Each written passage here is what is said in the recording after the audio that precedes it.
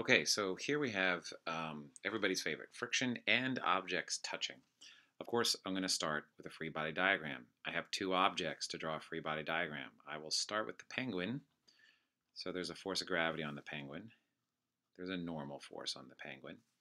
What's touching the penguin? Well, the slab below. By the way, if you couldn't really picture what's going on here, maybe I should do that for you. This is our penguin, and this is the sled, and it's on ice. And somebody maybe is using a rope, a tension force, to pull it in that direction. So that's a visual of what's happening. So back to the free body diagram of the penguin. Force of gravity, normal force. Those are going to be balanced because the penguin is not accelerating up and down. The only thing that's touching the penguin is the sled. So the sled can exert a friction force on the penguin, and that would be forward. So there's a forward friction force on the penguin. Let's draw a free body diagram of the sled. Well, obviously somebody's pulling it forward. I'll call that a tension force. And of course there's a force of gravity, and there is a normal force. And those two things, well, I was about to say they're balanced, but there's a couple other things going on with the sled. The penguin, since the penguin is standing on the sled, the penguin is pushing down on the sled. That's the same as this normal force right here. So maybe I'm going to change this to call the force of the ground. Now that is a normal force, but I just want to have a different variable symbol for that. So this force is the force of the ground holding up the sled. This normal force is the equal and opposite to that normal force. This is really another way to write this is the force on the penguin by the sled, and this is the force on the sled by the penguin. It's just another way to say that. Also, by the way, the sled is pushing forward on the penguin with that friction force, but that means the penguin is pushing back on the sled with that friction force.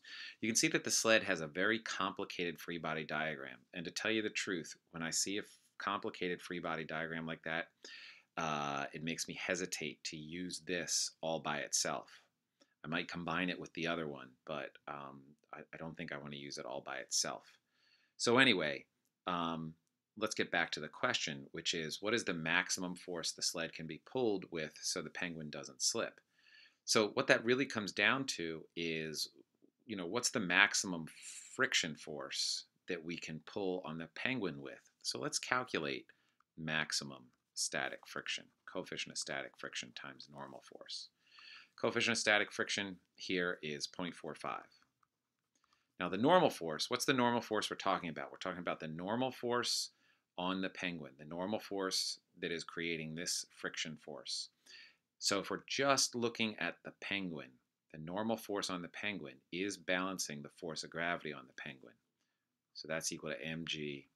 That's equal to 2 times 9.8, which is equal to 19.6 newtons. So the normal force on the penguin is 19.6 newtons.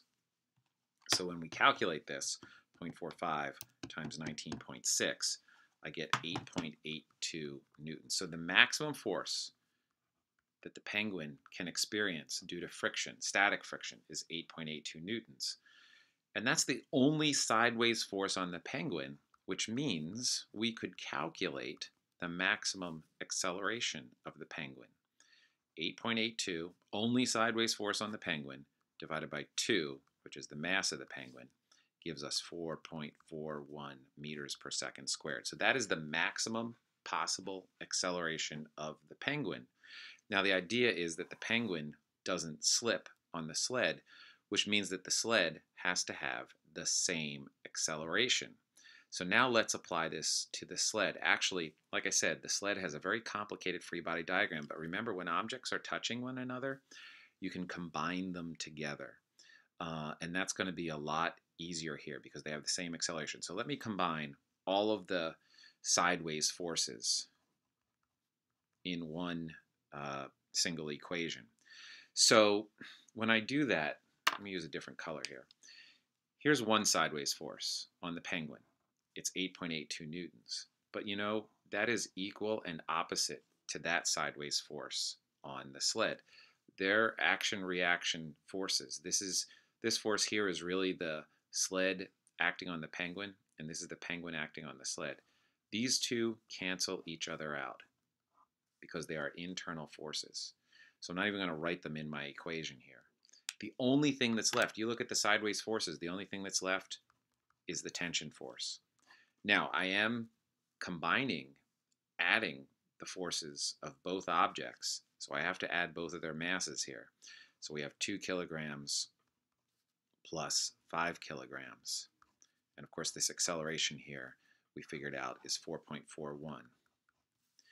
And so that will allow me to figure out the maximum tension, which would be 4.41 times 2 plus 5, which is 7. Let's see what that's equal to. Whoops, 7 times 4.41 is 30.87. So that's the force, the maximum force possible that will allow the penguin to not slide on the sled.